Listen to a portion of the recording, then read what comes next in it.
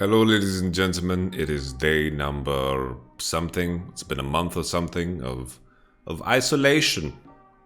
Luckily, I have my cats and my girlfriend, but we're hanging on. Gonna jump into AMA number 15. 15 is a nice and round number. Anything with a 5 at the end. Nice and round. If you have your own questions, just ask them on the Discord or the subreddit or the Patreon. You can choose. Anyway, if I miss your question, doesn't mean that I hate your question. It might mean that I chose to answer some others and you can just ask again. No worries at all. And if you begin to notice after the 4th, 5th time that you ask a question, maybe it's just a silly question. Yeah? But that's on you. I know that I intended to eat chili, but still can't find chili. It's difficult to find chili. It's not the thing that is the main idea on my mind, but I am trying to make it out for the next AMA number 16, yeah? So I apologize. Please forgive me. Please. Okay, let's jump into the questions. We're gonna start on Discord this time. First question, a rabbit asks, do you do sports on a daily, weekly basis? What do you do if so, and how long? Usually I try to squeeze in like 20-25 minutes per day just to keep like active in some shape or form so I don't have like muscle atrophy, you know. I'm trying to make sure I move. I do a lot of yoga and basically like body exercise, especially now that in these times I don't like too much going to the gym, not necessarily because it's bad to be in the gym, but just the process of getting there, and then you have like, you know, you get sweaty and then you need to move back and you can get sick and all that jazz. It's just not for me. I don't like it too much, so I like to keep everything at home. I like staying at home. Marin1 asks, he says, hi Yamato, I have a question for you, maybe a request. What is your advice for beginning coaches? I'm still beginner though. I have 1.5 years of experience in regional leagues, but I still want to improve. On what should I focus on? So it's a very, very wide question, right? The main thing is, as a coach, you can choose to specialize or you can choose to take as much responsibility as possible. Usually in ERLs, they don't have that big staff, so you need to cover all bases and look for efficiency everywhere. The way I move forward always is I think of new ideas to innovate the lifestyle and the process. In the end, every coach, you know, your job is to refine and make the process of improvement as good as possible, and that can involve anything.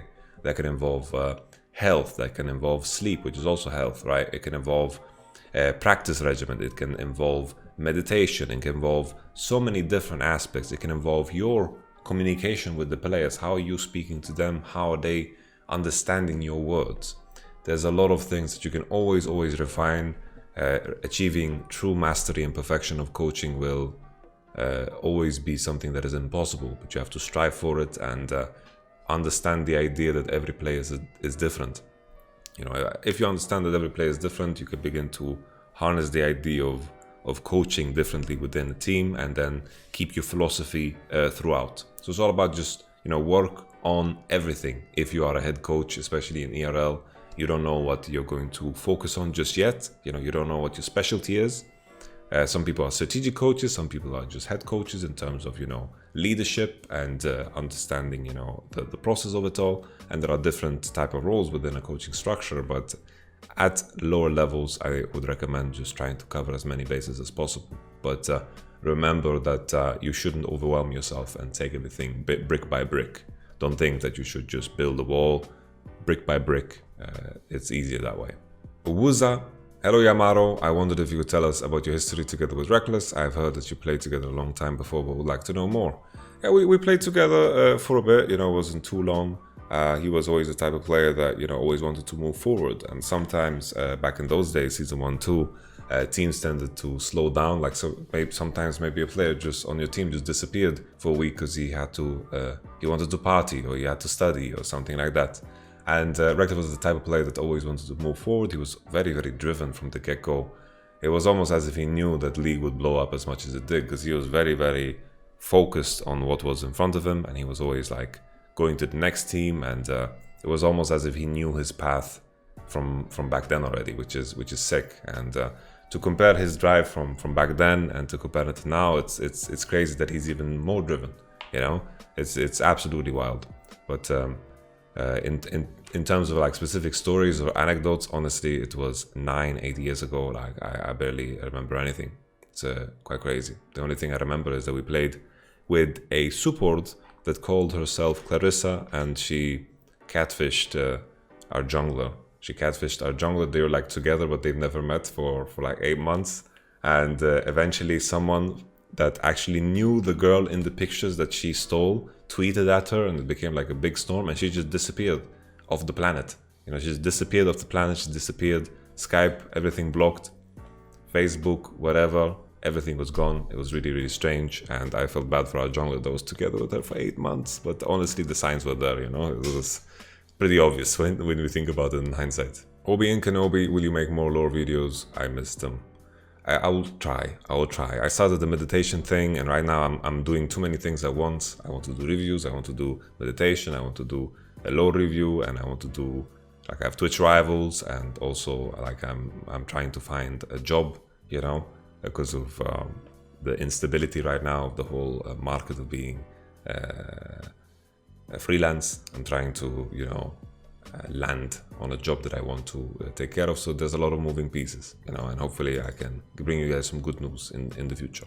Dark Avenger 00 asks, what's the difference between color caster and play-by-play? So play-by-play is in those hot moments when there are kills, when there are fights. They're supposed to hype up those moments in a good and kind of comfortable way, not overhype it, just find the right tone for the setting that usually the color caster builds. Obviously, a lot of these things, sometimes they overlap. Sometimes the color caster can say something in teamfight moments and things like this. It's all about that synergy. You know, you find the right balance, and it's kind of like two circles, right? Two circles, a diagram, you know, circle diagram, and there's some area here where things cross. Meaning that, you know, it's all about finding the synergy between one another, but the role as defined is color caster paints a story, tells the strategy, talks about what's going on, and the play-by-play just, you know, gets hype for the fights. You know, that's a simple version of it, but it doesn't mean that both roles can't do the other thing. Kaito420 asks, can Fnatic win the split? So it's going to be tricky, right? So they lost 2 games against G2, but these games were rather close. First game, it was a bit back and forth, and there was a lot of fights that went in G2's way. And then eventually there was a comeback because Caps got kicked in the head. And then I think also G2's draft was just better because they had a rise into Veigar, which meant that he could have full prio, 50 minutes in the game, and then later on he could split push into a GP.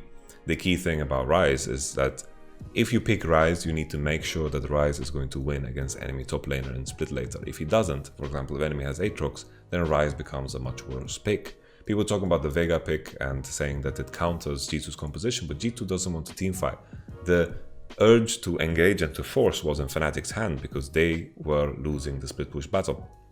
So there's a lot of different ways to approach the game, and I think G2 is more diverse in the sense that I think they can find ways to victory in many different ways, while Fnatic, their mid game is beautiful, the way they snowball is beautiful. I think the diversity of play is still in G2's hands. I think there is a chance that Fnatic win the split because 1 best of 5, it is a lot of games, but the read on the meta and also, you know, the form on the day is such a big difference maker, and that can change everything, right? That can change completely everything.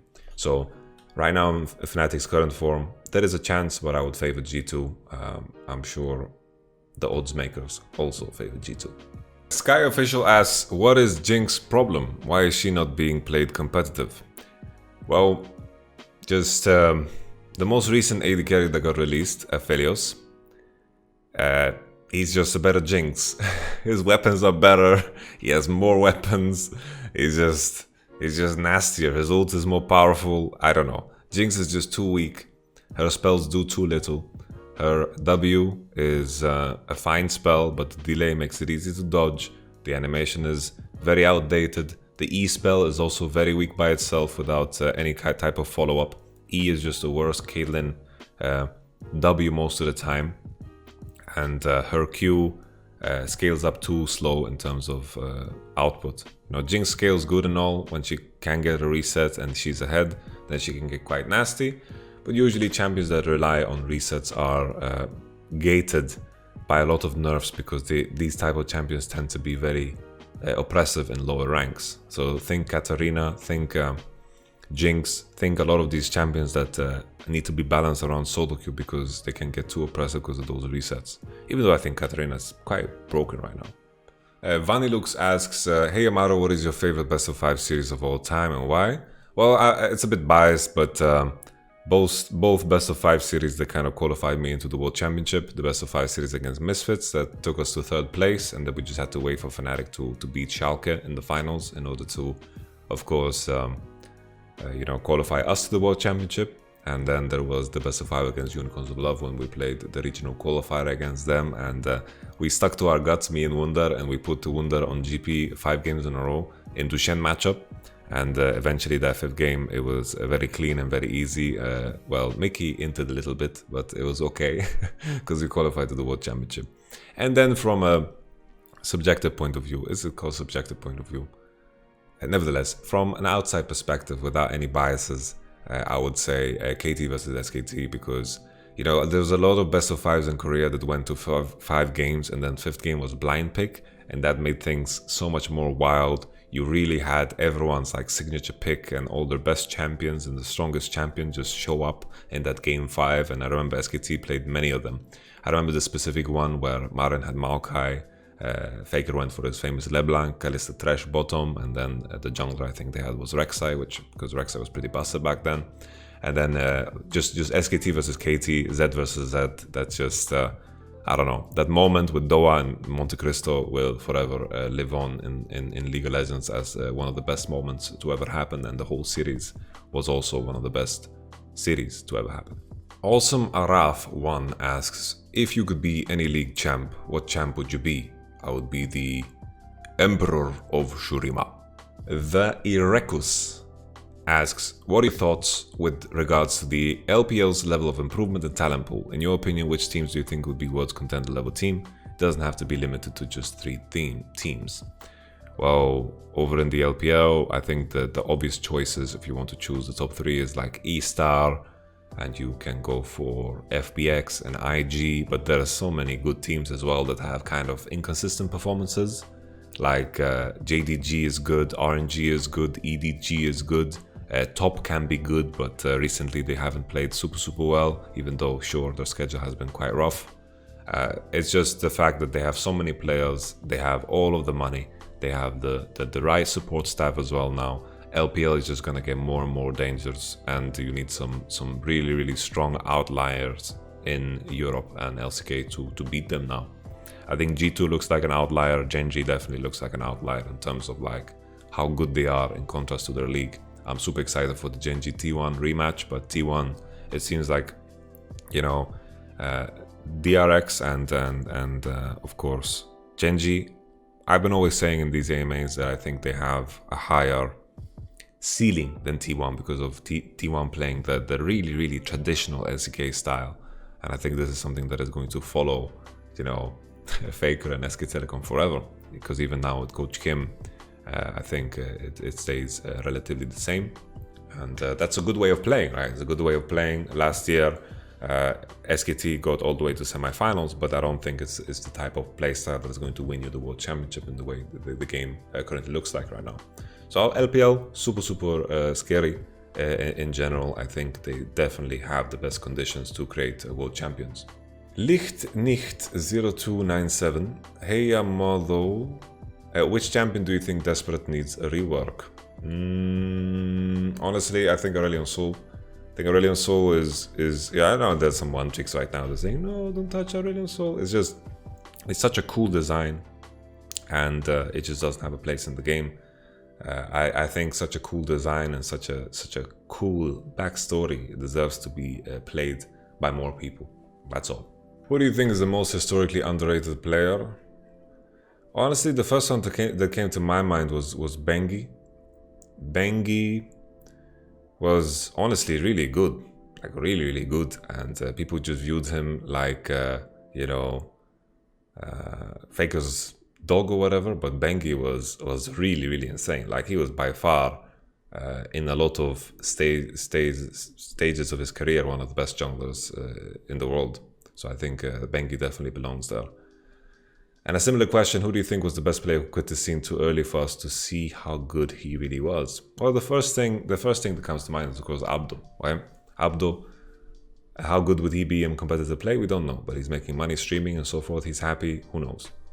CV Max is another player that could potentially be a good pro player. So it's interesting how that develops. The player that comes to mind in Europe specifically, I would say Extinct. So Extinct played for NIP, top lane for a bit. He was the sub for Dragonborns. He played on Absolute Legends for the longest time ever. Extinct was really, really insane. Like he just role swapped to top and then started playing for NIP. And he role swapped 1 week after he was beating the best top laner in the league, which was Zoro at the time. No problem at all, you know? So that guy was really, really insane. And for those who remember him, will agree. Anadox122, how do LEC bot lanes compare to LCK and LPL bot lanes? I'm also curious where you would rank Rekkles and Hyli among other international bot laners, considering they currently seem to be the best in the LEC in terms of laning. So Genji's bot lane, top class. DRX bot lane, top class. I think honestly T1 bot lane, also top class, super good. In China, I think Crisp and LWX have been playing much better. I'm not too sold on Puff and Southwind because they tend to die to a lot of ganks, and I think that's also a skill that you need to have as a bot lane. I think Betty and Ming, I think Ming is a bit inconsistent. I think Betty has been playing super good. E-Star's bot lane honestly look like one of the best ones in the world as well. E-Star, Xiaoxi and Wink are really insane. How would Rekkles Hyli stack up against them? I think honestly, from the West right now, in the current state of things, I think this is the only bot lane that would actually be able to survive against them. I think from scrimming LPL teams, I think that their understanding of how to destroy a bot and how to pressure a bot is just higher. Basically, they find every opportunity to punish you, to level 2 gank you if you skipped some steps, and they find ways. They are like a couple steps ahead in terms of really fucking bot lanes over, you know? And I think, at least on my end, whenever I scrimmed LPL, there was so much to learn in terms of how you manage bot lane. And I think this is always such a big advantage because the LPL and the LCK, they are scrimming against each other, so they get to play against the best opposition over and over. So I would say Rekkles and Hyli would struggle against them because they're not getting the same level of practice. If we send Rekkles and Hyli over to LPL and the LCK and they practice against these bot lanes over and over, honestly, they would become monster. The same way I was saying last year that Doublelift should come with Code JJ to Europe. Because if they actually practiced here, they would also level up and become better because they would practice against, at the time, Rekkles and also Perks, AD Carry. So I think it's just a question of practice, and I think just because of the level difference in practice, I have to favor LCK and LPL bot lanes. But I think Rekkles and Hyli would do fine. They would survive. They wouldn't be like a liability. I think the gap would be found in different lanes if you compare Fnatic against some of the top teams in the Asian leagues. Because always when we get to the World Championship, the biggest gap seems to be between Western junglers and junglers over in freaking China and Korea. Mosaic 99. If you had to pick a random kid off the street that has never touched a MOBA and the goal was to make him go pro, what would be your step-by-step to turn him into world class? Well, I would first convince him that this is not a kidnapping. You know, nothing's gonna happen to you, kid. All is good. Second is, I need to convince him that this is the right thing for him. You know, I need to convince him that this is his life goal. I need to convince him that this is his main motivation. But this is, in a lot of cases, close to impossible. You know, I need to sell a story. If it ignites a fire, then maybe we can start from there, and then the next quest kind of begins. It's all about, you know, you can't coach a player that has no urge to become better. You know, you cannot make someone world-class without the urge of becoming better. He needs to have a passion for what he's doing. He needs to have love and feelings and fire. And this is something that is difficult to give. This is usually what I look for in players when I pick them up in the first place, right? When I'm doing my scouting, when I hear stories and how they got brought up and how they got to where they were and so forth, this is what is intriguing to me, and usually a very, very good way of predicting which players are gonna stick around and become good, and which players are gonna just get that paycheck and then, you know, go down the drain with the rest of them. Okay, that was all questions for today. Thank you so much for watching. My beard is looking quite scuffed, man. It's just the Fallout beard. Nevertheless, thank you so much for watching. If you have any questions, post them on Patreon, YamatoCannon subreddit, Discord, join. I love to read these questions every day. So check it out. Peace.